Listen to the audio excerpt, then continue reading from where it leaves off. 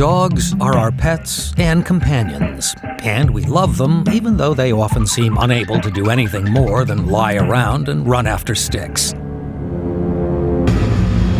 But some dogs have a streak of bravery that would put most humans to shame.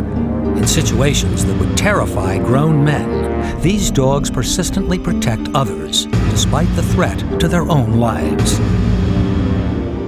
These animals are heroes. I think dogs establish such a bond with their masters and with people that any of them can be heroic. We really can't say how many animals saved how many lives, but we estimated at least 10,000 lives in Vietnam alone. When we're racing, I put his life in my hands, so I think he's just returning the favor. Just as there are brave human beings and cowardly human beings, so there are brave dogs and cowardly dogs.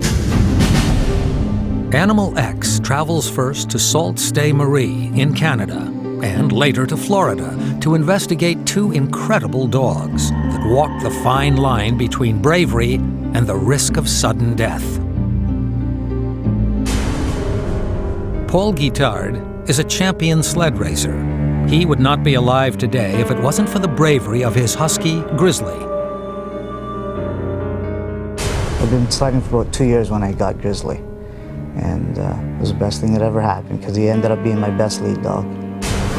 But helping Paul to become the 8th top sled racer in the world is not the only thing Grizzly will be remembered for. His real challenge began on an ordinary day when Paul took his dogs for their regular walk. I was going down the trail where I usually go down, and all of a sudden, out of nowhere, this black bear jumped, and next thing you know, she's on top of me, and she had me by the arm, and I looked over, and here there was 2 cubs on the other side, so what happened was I got right in between her and her cubs. And then all of a sudden, Grizzly came back and jumped on the bear and started barking at it, so the bear let my arm go, and I thought, this is it. Again, the bear came back and grabbed me by the leg and the calf and started dragging me around like I was a rag doll. And then again, Grizzly went at the bear, and she let me go again. I tried to run for the first tree there was. I started climbing up, and the bear again came at me and grabbed me by the foot. And then she started pulling me down the tree, and I started kicking her. And then at that time I thought, life was over. Again, Grizzly came, to save me again, and went at the bear, started biting at her, and she let me go again. So then I just climbed right to the top of the tree. The bear tried to get up the tree where I was at, but Grizzly barked and kept her at bay.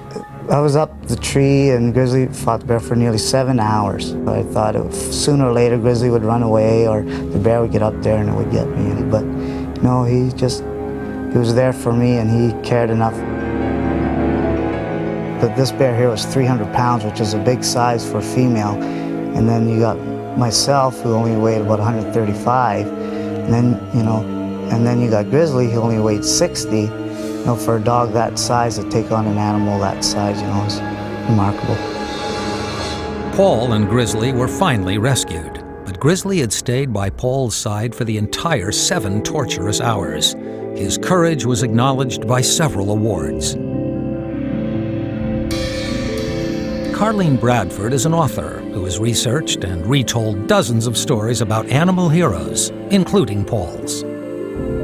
There seem to be so many stories of animals who somehow or other knew when there was danger and did something about it. I think what was remarkable about Grizzly was that he stayed for so long, and he fought that bear off for so long. It was really quite something for that dog to do that. I think intelligence probably has quite a large part to play when a dog is heroic, because he's sizing up the situation, he's thinking about it, and he's coming up with a solution. And there are cases where the owner hasn't been able to tell the dog what to do, and the dog has done it. But what encourages dogs to show this kind of courageous stamina? Professor Jeffrey Masson is the world's leading expert in animal emotions. The question is the dog acting instinctively, or is it because of its emotional ties to its companion? And I think the answer is a bit of both. Obviously, a dog is a social creature. It grows up in a pack. It has a loyalty to the pack.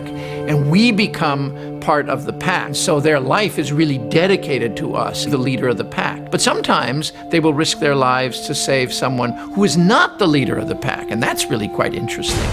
A good example of this is the touching story of Susie, who was one of the thousands of war dogs used in the 14-year war with Vietnam between 1961 and 1975.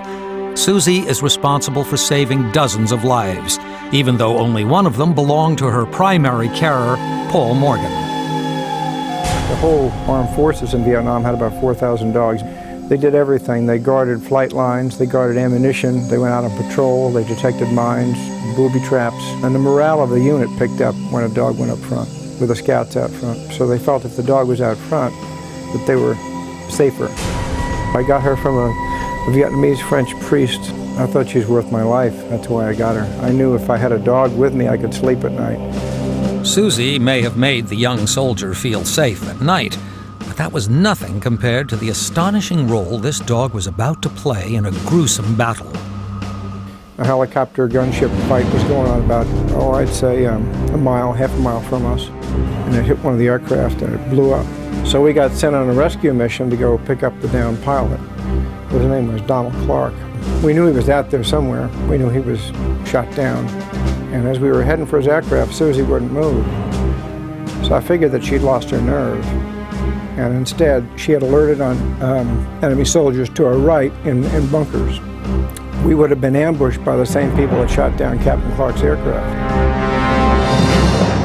Thanks to the dog, none of us got killed.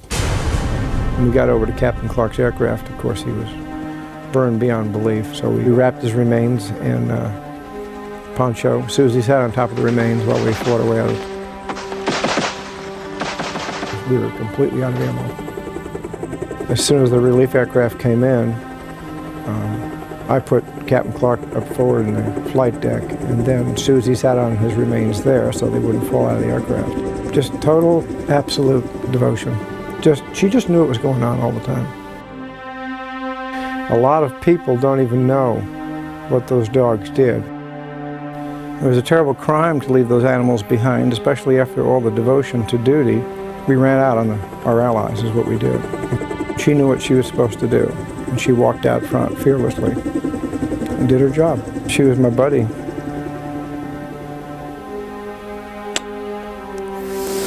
I knew that was going to happen. Oh yeah, she's worth my life. Animals often play vital roles in human society. We have a history of relying on these dogs to protect us and even fight our causes. They are more than just pets, and their ability to put themselves at risk to save someone else elevates them to the same level we reserve for any hero, human or animal.